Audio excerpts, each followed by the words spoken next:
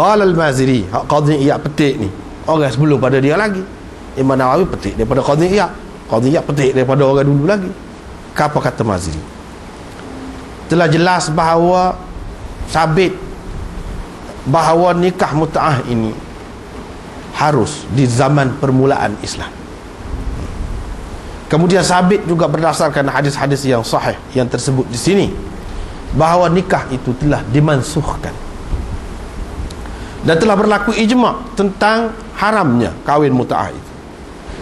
Tidak ada siapa pun yang membantah dalam perkara ini kecuali segelintir ahli bid'ah, illa ta'ifah minal mubtadi'ah, segelintir ahli bid'ah. Mereka pegang dengan hadis-hadis yang tersebut dalam bab inilah yang sebahagiannya kita baca tadi. Kita telah pun sebutkan bahawa ia sudah mansuh waktu itu. Jadi tidak boleh dijadikan dalil lagi oleh mereka. Mereka juga berpegang dengan firman Allah Ta'ala, famastamta'tum bihi minhunna fa'atuhunna ujurahunna. Famastamta'tum bihi minhunna fa'atuhunna ujurahunna. Sesiapa yang berseronok-seronok dengan mereka, dengan perempuan itu, maka berikanlah. Sesiapa yang nak berseronok dengan mereka, maka berikanlah kepada mereka bayaran mereka. Kalau kita nak mengikut zahir. Dalam qiraat Ibnu Mas'ud, famastamta'tum bihi minhunna ila ajal. Sesiapa yang berseronok-seronok, mahu berseronok-seronok, nak berseronok-seronok dengan mereka hingga ke suatu masa yang tertentu. Tetapi qiraat Ibnu Mas'ud ini adalah qiraat yang syadzah, qiraat syadz, ganjil, tidak boleh dijadikan hujjah sebagai Quran ataupun sebagai hadis. Tak boleh. Dan tidak mesti kita beramal, tak mesti kita beramal dengannya, tak boleh. Qala, kata Maziri lagi, Zufar berkata, Zufar ni anak murid Imam Abu Hanifah.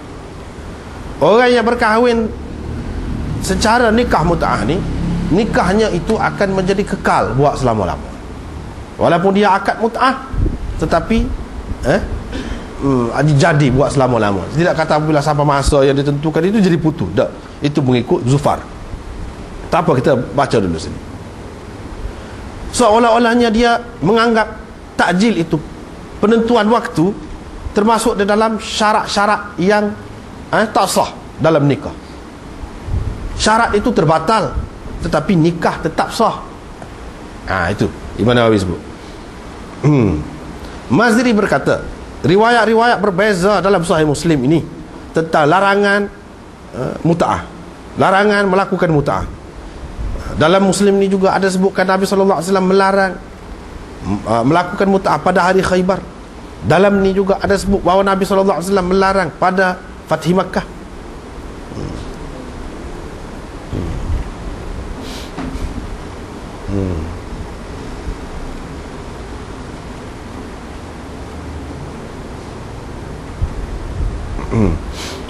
Kalau orang yang pegang dengan orang-orang yang mengharuskan nikah mut'ah ni, dia kata hadis ni muttarik, hadis ni tak tetap, kadang gini. Jadi kita tak boleh pakai tu.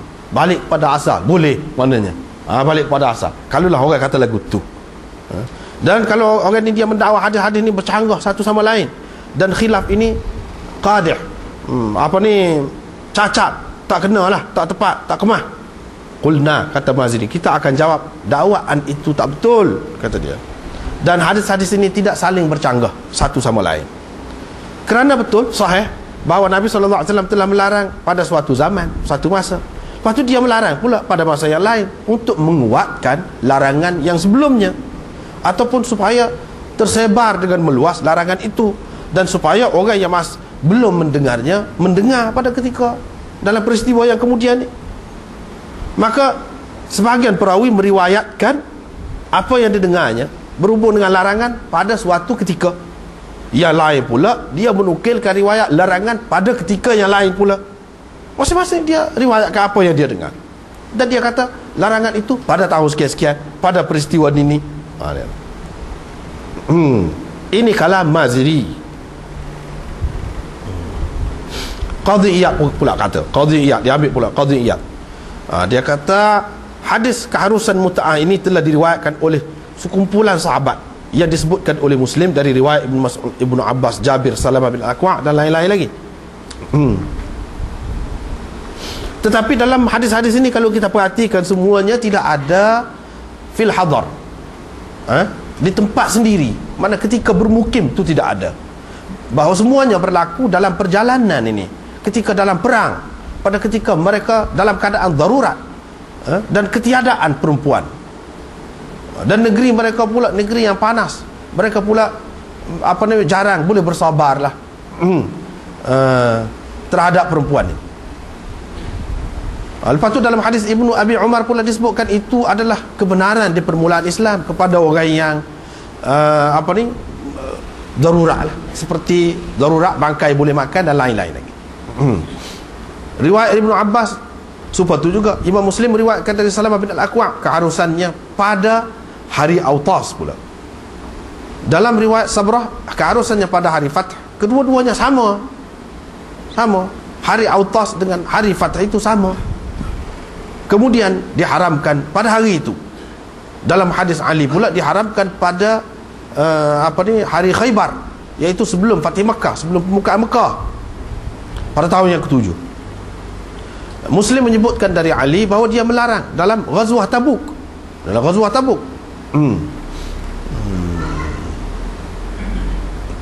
Tak apalah tu. Ini banyak ni riwayat ni.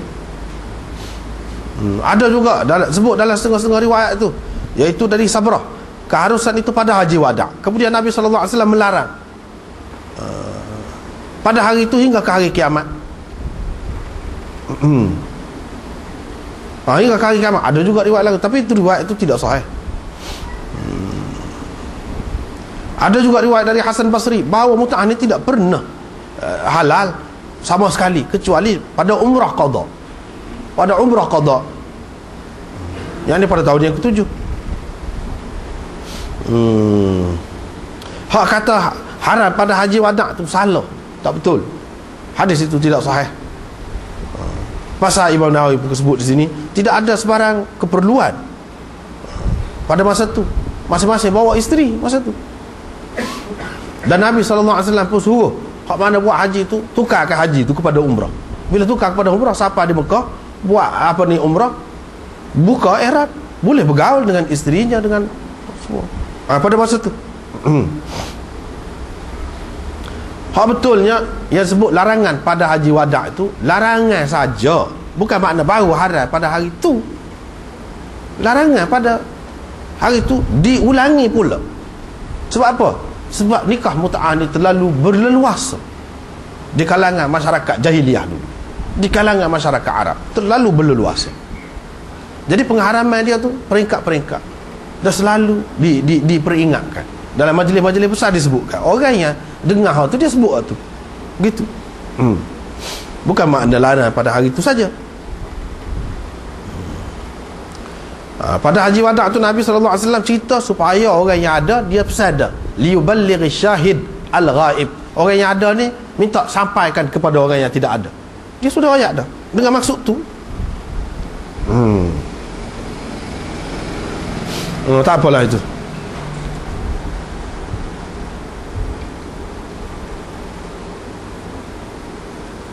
Lepas tu sebelah ni dia ada panjang lagi. Qadhi Iyad berkata, ni Imam Nawawi petik lagi, ulama sepakat mengatakan nikah mut'ah ini adalah nikah yang diakadkan untuk satu jangka masa. Tidak ada pesaka-pesaka, tak ada. Dan perpisahan di antara lelaki dengan perempuan itu berlaku dengan semata-mata habis tempoh yang disebutkan dalam akad itu, tanpa ada perceraian, sebarang perceraian. Dan ijma' telah berlaku selepas itu tentang haramnya mut'ah ini min jami'il ulama, semua ulama, illa rawafid, kecuali puak-puak rawafid, yang ni puak-puak Syiah. Dia kata boleh lagi, pakla ni molek, bukan dia kata molek. Lepas tu dia sebut Ibnu Abbas pernah berpendapat seperti yang kita baca dalam riwayat Muslim tadi. Siapa masing-masing kata kasar juga kata. Kamu ni mengarut betul, kata Sayyidina Ali kepada Ibnu Abbas. Ibnu Abbas pula kata kepada Ibnu Zubair, kamu ni dungu, kata dia. Tak tahu kau Rasulullah zaman dia buat. Ibnu Zubair dia meretah pada masa tu. Dia meretah di Mekah, di Hijaz tu dia meretah. Dia kata buat sendiri, nak tahu lagu mana. Nak tahu. Kalau buat aku nak rejam, kata dia. Kamu tak kira. Jadi ni Ibnu Abbas pernah berpendapat tentang keharusan mut'ah itu, dan diriwayatkan dari beliau bahawa beliau telah rojok tinggal dah pendapat itu. Dia tidak berpendapat begitu lagi. Mereka sepakat, yakni ulama ijma' sepakat ni, tak ada kecuali, mengatakan kalau sekiranya berlaku nikah mut'ah, ada lagi orang buat, hukima bi butlanihi, dihukum batal, kira batal, kahwin itu tak sah, tak jadi. Sama ada sebelum dukhul, sebelum bersetubuh ataupun selepas bersetubuh. Kecuali lah apa yang tersebut dari Zufar tadi. Hak Zufar sebut tadi, maksud Zufarnya kalau akad mut'ah, dia tidak panggil mut'ah Zufar tu. Dalam istilah dia panggil nikah muaqqat. Nikah yang ditentukan jangka masa dia. Mana menikah setahun, nikah 2 tahun, dalam akad tu sebut. Mengikut Zufarnya, kalau disebut dalam akad tu begitu, sah akad nikah tu. Tapi syarat dia hak sebut jangka masa tu tak jadi. Jadi buat selama-lama. Bila sampai masa tu tidak terbatal nikah dia. Memang Zufar kata lagu tu. Kalau lagu tu serupa dengan orang lain, cuma orang lain lebih keras lagi. Semua orang lain kata lagu mana? Kalau akad lagu tu, kita menikah ni untuk 2 tahun, tak sah selalu akad nikah, tak jadi, kena akad semula. Zufar ni dia kata ni akad tu jadi. Misalnya katakanlah Tok wali ni akad lagu tu, akad mati selalu dia, sah ke tidak? Lepas akad tu mati selalu, sah ke tidak? Mengikut Zufar sah, tapi perkahwinan itu kena teruslah.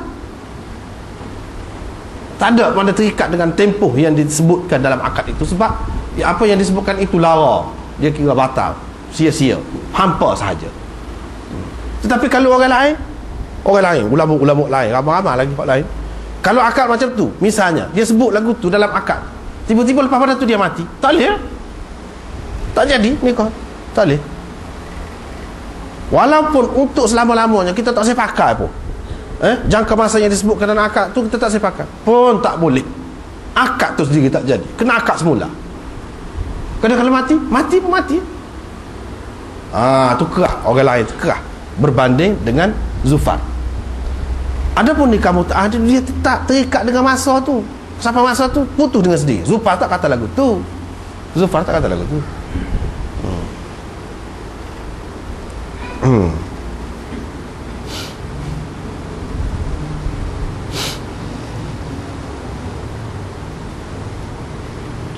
Seterusnya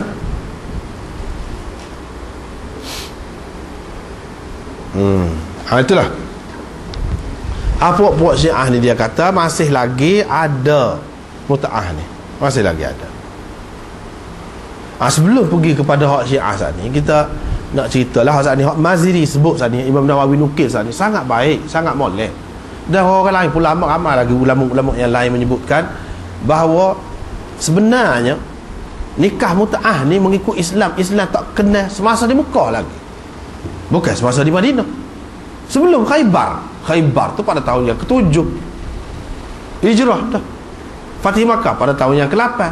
Umratul Qadha mana di awal tahun yang ke-7. Tak apalah hak tu semuanya selepas hijrah. Sebelum hijrah Quran dulu lagi sebut. Quran sebut dulu lagi kan, walladzina hum li furujihim hafizun illa ala azwajihim aw ma malakat aymanuhum fa innahum ghairu malumin faman ibtagha wara'a dzalik fa ulaika humul adun. Dan ini sifat orang mukmin, orang yang memelihara kemaluan mereka, kecuali terhadap isteri mereka atau suami mereka tidak tercela. Tak apa waktu tu. Sesiapa terhadap isteri ataupun hamba saya, ma malakat aiman, hamba saya itu tidak tercela. Sesiapa yang mencari selain dari itu,